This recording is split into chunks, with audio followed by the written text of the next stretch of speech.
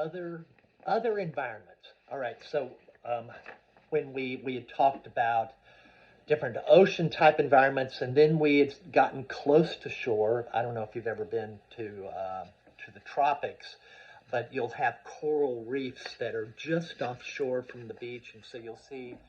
I was in the Dominican Republic recently, and just offshore you could see waves breaking out there. And then the waves on shore were pretty small. It's because there's coral reefs out there. So they're not quite to the land, but they're close.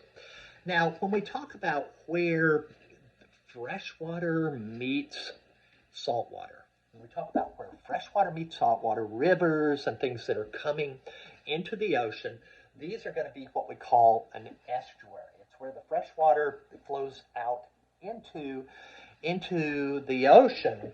And in these areas on shore, right in these areas or right next to shore, we're sort of working our way from offshore to inshore. Right next to shore, in many of these cases, we'll have what we call a submerged seagrass bed. Now, this would be a place where you will find things like seahorses, sea turtles love these areas. There's something called a pipefish, but they don't look like anything from shore. You actually can't see them. You just see water. It just looks like the bay out there. But there's a lot of grass there, and so in these areas we have submerged seagrass. So these areas that are right next to shore, they're highly productive. And in these cases, it's not phytoplankton, it's plants that are going to be the source of productivity. And in the submerged seagrass, it's submerged grasses, under the water grasses that are the source of energy. Then when you move into up finally the littoral zone, this is the area where the land meets the ocean. We have, if you're in temperate latitudes, like if you go to Ocean City or most of Florida, you're going to see the northern parts of Florida. You're going to see these expanses of grass that you can see. This is called a salt marsh. And in these areas, these are in what we call temperate latitudes. So the kinds of latitudes that most of the United States, it would be temperate.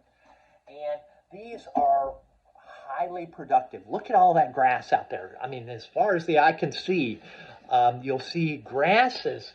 And they're very important for a couple of reasons. One of the reasons is there's lots of commercial seafood species that live in these nearshore environments. And so they're nurseries for important fisheries type species. Another importance is, you remember those waves we were talking about? Well, when they're coming on shore, they will literally remove the beaches. They will literally carry off the beaches. But the salt marshes, they're very resistant to it. So the churning water loses its energy as it's interacting with all of those grasses. So these are buffer zones for the storms and waves. Now, when you get down south, I've mentioned the coral reefs in the tropical areas. When you get to subtropical and tropical areas, you no longer have the marsh grasses, but you have a kind of a tree, something called a mangrove. And these mangroves, they're salt-tolerant trees, because we had said this is where the fresh water meets the salt water. And so in all of these environments, all of these organisms have to be very tolerant of different levels of salinity. Sometimes if you had a lot of rain onshore, the salinity, the seawater is diluted out a lot. And then other times, if it's really dry, you can have real high salinities, even higher than the ocean because of evaporation.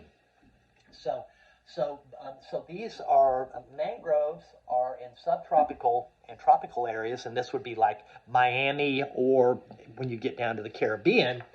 And then other parts of the U.S., instead of having mangroves, we have salt marshes. And in both cases, they're going to have benefits to man.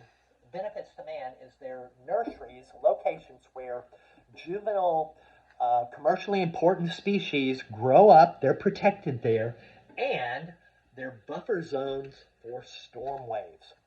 We've learned the hard way by eliminating salt marshes and mangroves that we have huge damage from hurricanes in areas where they've been removed.